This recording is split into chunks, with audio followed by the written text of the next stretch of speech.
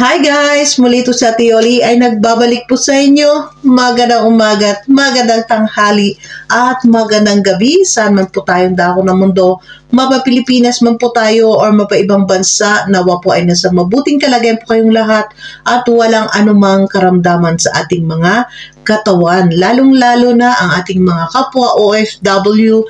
Mag-ingat po tayo kahit saan na bansa po tayo nagtatrabaho, mag-ingat po tayo.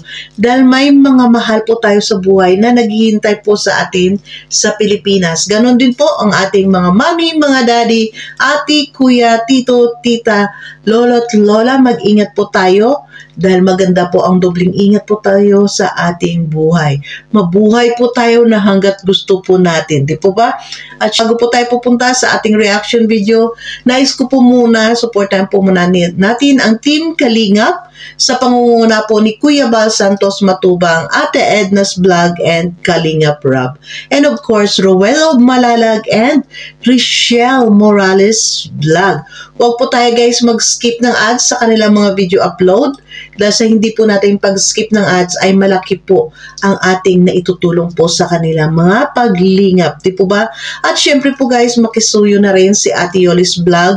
Sa mga hindi pa po nakapag-subscribe kay Ate Yoli's Vlog, please do subscribe my channel, Ate Yoli's Vlog, at pa-click na rin po ng inyong notification bell na sa bawat video upload po natin ay ma-notify din po kayo. So, let's go. Puntahan po natin guys ang ating tawag nito, reaction video, no? So, dito pakinggan muna natin guys, no, ako anong sinabi dito ni Richelle tungkol dito sa 5 million bago tayo pupunta sa isang dahil mahirap ang buhay, basta masaya kayo ang operation sa ayun. 5 million. Hindi naman 5 million? No way. Hindi ko ipapapanan sila ka sa 5 million. Dahil iisa lang silang ka, wala makakapantay din lang siya. Isa lang silang ka. Ilang million pa yan ang ibigay niyo sa pag sure oil lang ga. Napagtatrabaho ka naman po yan. Yan. It's true. Mapapagtrabahuan po niya yan. Sa'yo na yung 5 million. Kaya ko naman magtrabaho ka. Kung sakali pa. Tama. Tama yung sagot nila ga, no? Wala makakapantay sa langga mo. Kung nanonood ka man, wala makakapantay sa langga mo. Tama. Tama yan. Silang nga lang sapat na kahit wala yung kahit dito. Tama. Wala naman ang langga mo. Mapapasaya pa ako ng 5 million na yan. Hindi.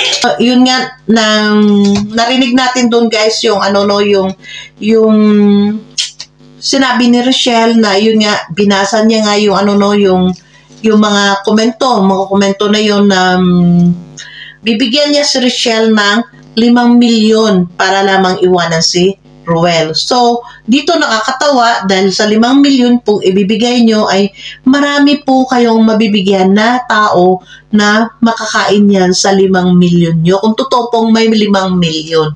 Baka po kasi wala naman kayong 5 bilyon pero sinasabi nyo lang na merong 5 milyon kayong ibibigay kay Richelle para lamang na iwanan niya si Rowel, di ba? Napapakita po talaga dito yung selos nyo at inggit nyo sa kanya. No, inggit po talaga ang nananaig dito.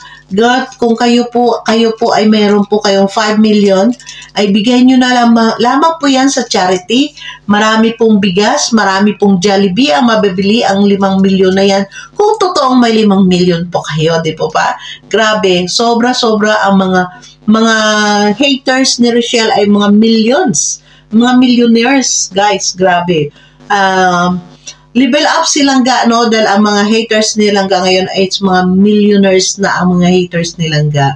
Diba? At isa pa dito, meron pa tayo dito, guys. Meron pa tayong basahin na dito. Kasamaan ito, no? Nang nag-comment na ito, mga kasamahan lang nila to. Itong si Jovelyn Lavilla. Meron pa tayo dito guys ang si Jovelyn Lavilla. Akala mo ikaw lang babae sa diet? Marami pa mahanap si Rowel na mas deserve sa love ni Ruel. Kawawa naman lagi si Ruel sa'yo. Lagi may toyo si Rochelle, sabi niya. Lagi daw niya suotin ang singsing pero tinanggal din. Grabe no, pati singsing ni Rochelle ay talagang pansin na pansin nyo. Syempre siya po, yung bata, ay nagtatrabaho sa loob ng bahay nila, kailangan maghugas, o ano ang kanyang ginagawa, tinatanggal po, no? Tinatanggal dahil ayaw niya, kumbaga, ayaw niya mag-fade. Ayaw niya masira, ayaw niya babago ang kulay. Diba? So, bakit lahat na lang ay talagang nakikita nyo? Grabe guys, lahat na lang nakikita ito ng mga palengkera na to ng mga basher. Ito pa, lagi mo sabi niya, ito pa yung sabi niya, lagi mo pinapahirapan si Ruel, lagi pinapahabol sa'yo. Kahit ikaw yung tuyuin, alam namin yan, Rochelle, kahit sa mga live at video, si Ruel lagi kawawa, sabi niya. Kahit sa live at sa mga video, nakita daw nila, si Ruel laging kawawa. Alam nyo, medyo grabe ang selos dito talaga ng mga basher kay Rochelle, selos at inggit, no? Kung diyan po masaya si Ruel sa kanyang ginagawa kay Langga, ano po bang magagawa nyo? Di po ba? Wala kayong magagawa dahil una, masaya si Ruel, si Rochelle sa kanilang ginagawa. Yun lang. No? Huwag po tayo masyadong pakialamera or asumera dito pag nag-comment guys, no? Dahil kawawa na yung feeling mo, makita mo talaga na kulang sa pagmamahal ito yung mga tao na to, no? Kulang sa pansin, kulang sila sa mga pagmamahal, di ba? At kahit pagod na si Ruel, nag-effort na sundin ka, pero ikaw sungitan mo, pinapakitaan mo ng ugali na pangit, wala kang konsiderasyon na bata, sabi niya. Ikaw mismo nagsabi dito, bata, pero bakit mo pinapatulan, Lola? No, bakit mo pinapatulan ito si Rochelle? Kung susunduin man ni Ruel si Rochelle sa kanyang school, ay siguro yun ay normal po yun para sa kanilang dalawang mag-MU, no? Na sinusundo niya ang mahal niya sa school dahil gusto ni Ruel. Kagustuhan din ni Ruel ang sunduin si Rochelle sa kanyang school. Dahil yun ang way na mapapakita ni Ruel na mahal niya nga si Rochelle. Diba? Kaya nagpapakita lamang po dito, no, si Jovelyn Labella na sobra ang inggit, sobra ang galit kay Rochelle, inggit na ito guys at selos kay Rochelle na siguro ito ay grabe ang pantasya nito kay Ruel, no? Di ka bagay sa edad ni Ruel, bata isip ka, sobra childish ka, di match edad ni Ruel pati ugali di match, sabi niya. So, sino po yung match? Kayo po ba? Nagtatanong lang po, kayo po ba ang match kay Ruel? Kasi sabi niyo, hindi bagay ang edad ni Ruel sa bata. Age doesn't matter po dahil sila po ay nagmamahalan dalawa. Wala pong makakadlang yan. Kaya nakakahiyaman po, no? Nasagutin ka sa sinasabi mo na hindi sila bagay. Sa tingin niyo po, kayo po ba ay ang bagay? Or dahil siguro kayo ang mas matanda kay Ruel, baka gustuin niyo mas matanda ang babae kaysa lalaki, di po ba? So, dinamay pa dito si Justin. Si Justin kasi gusto ni Rochelle kaya tinanggal niya ang singsing. O, mapanghusga ka pa. Mas alam mo pa yung reason ni Rochelle. Mas alam mo pa kay Rochelle yung rason kung bakit tinanggal niya ang singsing. Dahil siyempre nagtatrabaho po sa loob ng bahay. Ayaw po ng bata na mag-fade yung singsing, kaya po tinatanggal, di ba? Yun, alam po natin yun ang reason ni Langga. Bakit tinatagal yun? Dahil pag nagtatrabaho siya, di ba? So, ito nakikita lamang dito, no? Itong mga haters na ito na sobrang galit, sobrang inggit dahil po sa natatamo at natatanggap ni Rochelle ng mga blessings sa kanyang buhay ngayon. So dito, masabi ko, Rochelle, sa mga ganitong klaseng tao na binabas ka sa mga ganitong paraan dahil sa nakikita nila na sobrang inggit na nga sila, no? Sobrang inggit sila sa'yo. So ang masabi ko dito, Rochelle, na sana you have to try na ipakita, Richelle, sa kanila na deserve ni Ruel ang pagmamahal niya, pagmamahal mo, no? Ang pagmamahal na binibigay ni Ruel sa'yo ay mapakita mo rin sa kanila, mapakita mo sa kanila na talagang totoong pagmamahal din ang susukli kay Ruel, diba? Kasi syempre, si Ruel, nakikita natin lahat na pinapakita ni Ruel kung gaano kanya kamahal, diba? So, dito siguro ay mapakita din ni Richelle, walang ibang gagawin si Richelle, kundi magpakatotoo at ipakita sa kanila kung gaano nga ang pagmamahal na binibigay mo kay Ruel. Dahil yun nga sabi ni Richelle dito sa una, no, sa'yo na yung 5 milyon mo, mas mahalaga sa akin silangga. Dahil silangga ay nag-iisa lang. So dito, mapatunayan ni Richelle sa kanila, no, na mas higit sa lahat si Ruel sa kanya. Diba? Kisa sa pera. Kisa sa pera na ito, mas higit na mas matimbang si Ruel. Tama po yung sinabi ni Richelle na ang pera ay pwede po nilang kitain pwede po nilang kitain dalawa ni Ruel. Pag sila ay nagtatrabaho, si Ruel ay nagtatrabaho na ngayon bilang isang charity vlogger, at si Richelle pag nakatapos nga ay magkaroon ng trabaho, magkaroon ng sahod, or si Richelle ay mag-full time sa kanyang pagbablog or mag-focus sa kanyang trabaho pagdating ng araw na makatapos, ay makikita po nila yung 5 milyon na yan. Kaya, di ba? Kaya sana masabi ko dito sa mga walang magawa, no? Grabe, mahihiya na po kayo sa mga sarili nyo. Dahil unang-una, wala pong ginagawa yung bata, wala pong ginagawa si Richelle sa inyo na masama. Dahil kung siya man ay minahal ni Ruel, kung siya ay pinipili ni Ruel, dahil mahal siya ni Ruel, wala na po tayong magagawa. Huwag niyo pong ibas yung tao nang wala namang ginagawa sa inyo, di ba?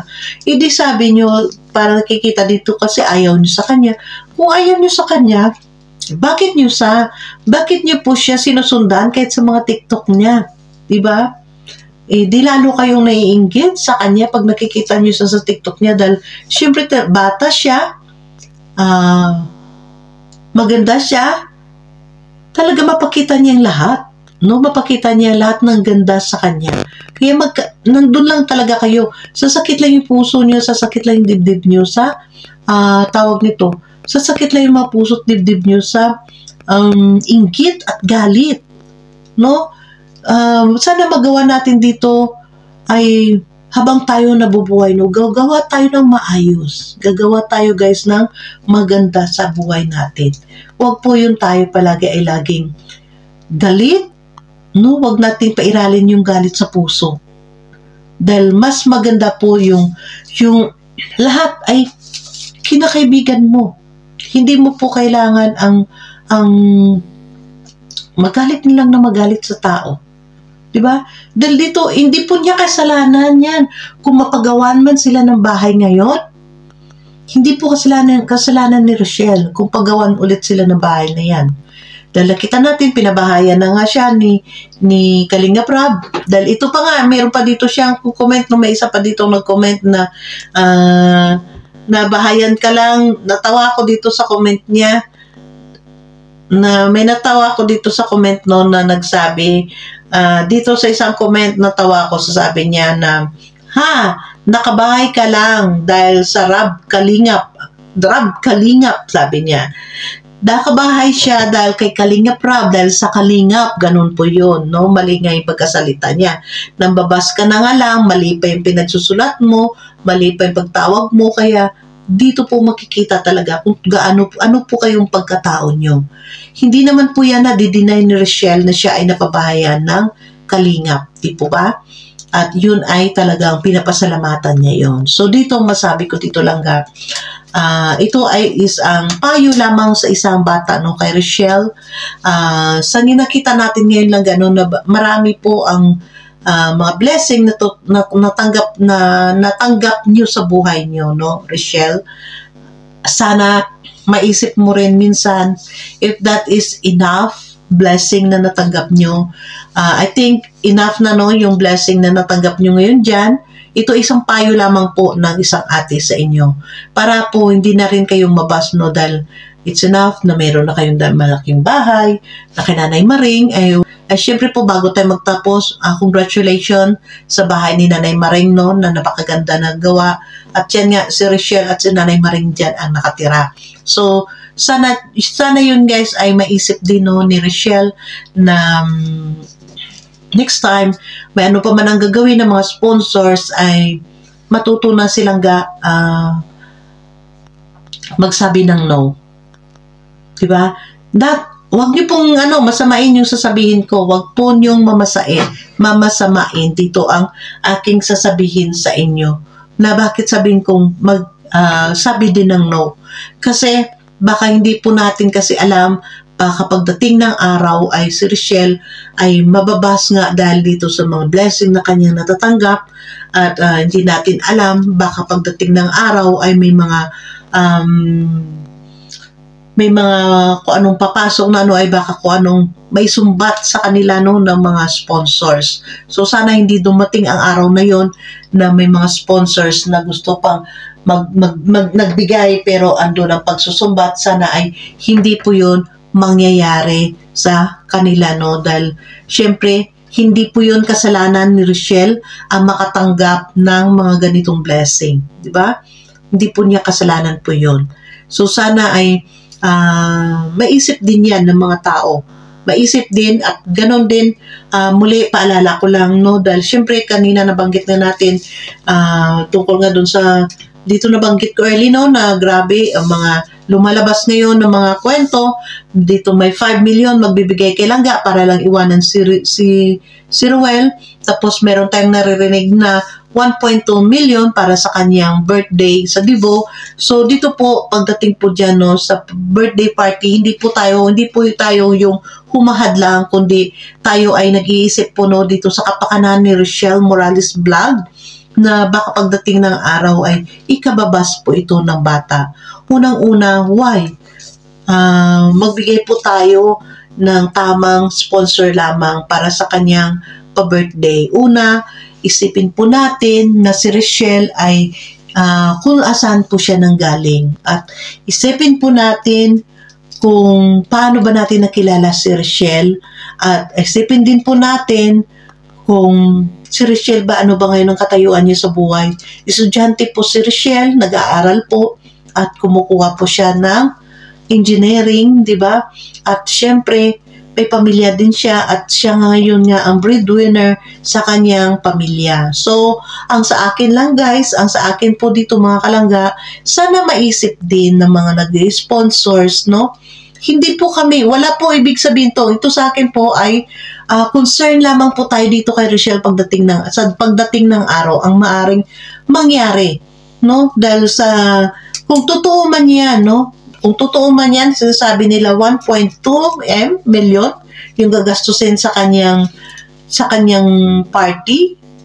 Pero ang pagkaalam ko, hindi po, Dahil medyo may nakausap na rin dyan si Press Lisa, na confirmation. Pero ang masabi ko, para sa atin, bilang isang Pilipino, dahil dito nga guys, ang presidente nga, anak nga ng presidente, napakasimple po ng kanilang birthday party.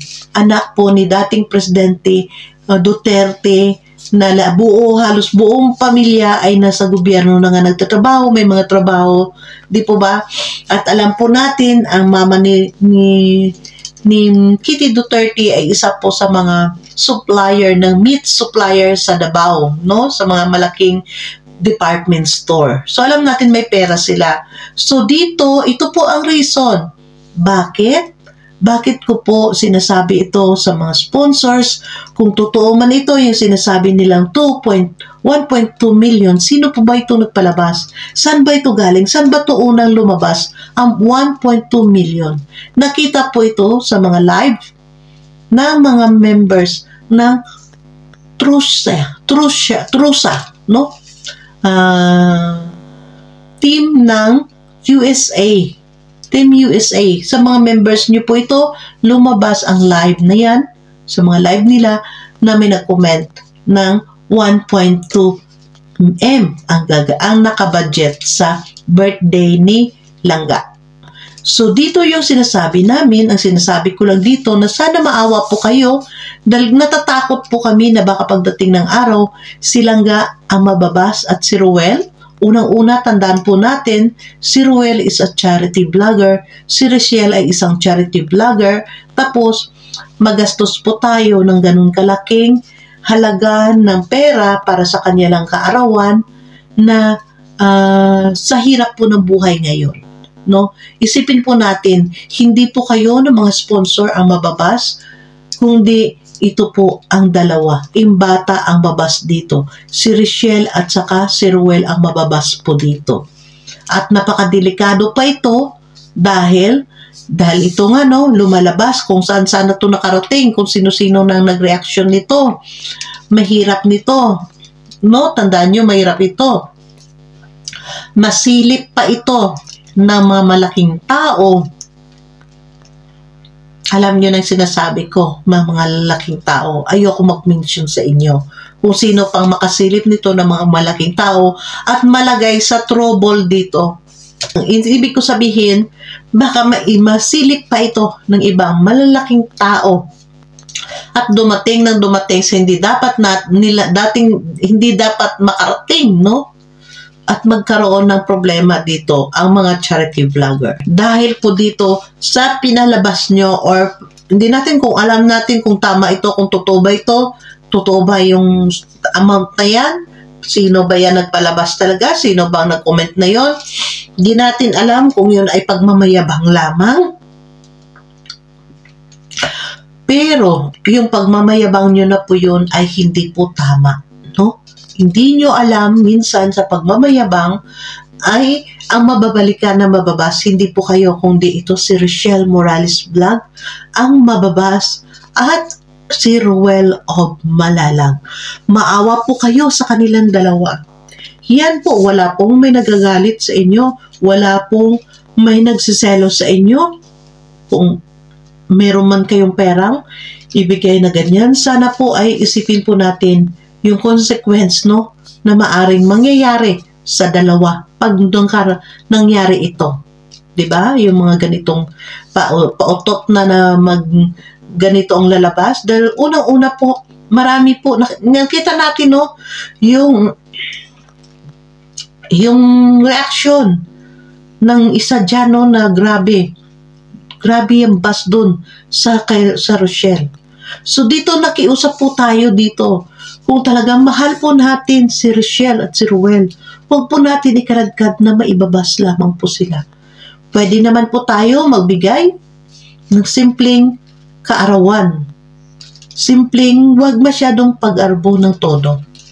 Dahil unang-una po sa kahirapan ng buhay ngayon, marami po ang nangangailangan ng tulong, no? Marami pong nangangailangan ng tulong. So, wala po kung ibang masamang tinapay sa inyo. Ito po ay nagpapaliwanag po tayo na tumutulong tayo sa pagpapaliwanag dahil ayaw po namin. Kung mahal nyo po kayo mga sponsor, mahal nyo po si Richelle, mahal nyo si Ruel of Malalang, mas higit mahal po namin sila, no? Mahal po namin sila. Hindi po, kasi pagmamahal po, hindi po nakukuha lamang sa pagbibigay natin ng pera, pagbibigay ng materials. Higit sa lahat, isipin po natin ang kanilang kapakanan, ang kanilang magiging kalabasan ng consequence na gagawin natin sa kanila. Yun po ang totoong pagmamahal ang isipin natin, ang kinabukasan or future na mangyayari sa kanila pag lumabas ang ganyang klaseng sinasabi na pabonggahan, no?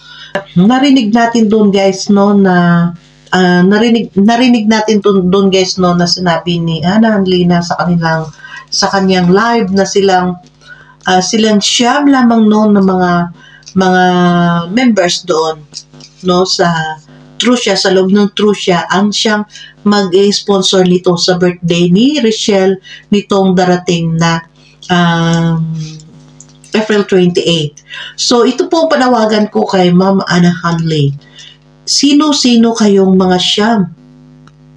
Sino-sino po ba kayong mga siyam? Ang siyang members ng Trucia, no? Dahil para po malaman nyo kung sino po ba talaga ang nagpapalabas ng mga kwento na ito na mayroong 1.2 M na budget. Di po ba? Yun na po, wag po tayo mag-point kung kani-kanino dahil po bilang si Ate Yoli, yung 1.2 M na yan ay nakarating na rin po yan sa amin. Kaya wag po natin ituro kung kani-kanino, sino, kundi pinaka-the best po. Sabihin nyo po sa inyo, sabihin nyo po kung sino-sino kayong mga siyam na members dyan. Dahil marami tayong naririnig, marami tayong nakikita na nag-claim na sila ay kasapin nyo, no? Kaya, para malaman po talaga ang totoo kung sino po talaga ang nagpapakalat ng ganyan. Di po ba? So, thank you so much guys and God bless everyone. Sorry po kung matagal tayong hindi nakapagawa ng reaction video. Alam niyo naman, kahit ngayon, nag-reaction tayo, try lang natin, no? Pero naririnig niyo pa rin sa boses natin ay talagang masama pa rin ang boses ni Ate Yoli. Hindi pa tayo totally na magaling. Wala na po akong lagnat, pero yung ubo ko nandito pa, kaya kung wala akong upload ng higit na magdadalawang linggo na. So, maabangan niyo po na sa sunod po ay maggawa pa tayo ng ibang reaction or maybe magkaroon din ako ng live, no? Kaya mag-update din ako sa aming road to grupo namin. Thank you so much and God bless everyone. Saan man po kayo, mag-ingat po kayong lahat. Saan man po kayo nagtatrabaho. Bye!